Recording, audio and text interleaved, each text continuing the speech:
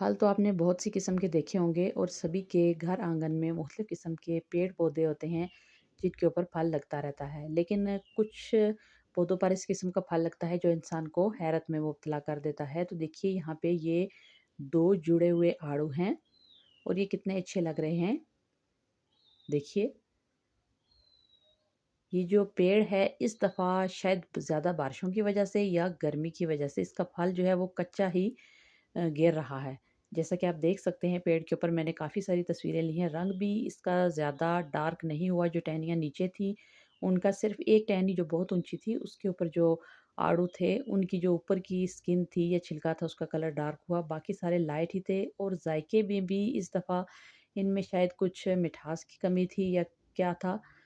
तो देखिए इस तरह से ये पीले होना शुरू हो गए थे गर्मी की वजह से, तो इनको मैंने हार्वेस्ट कर लिया।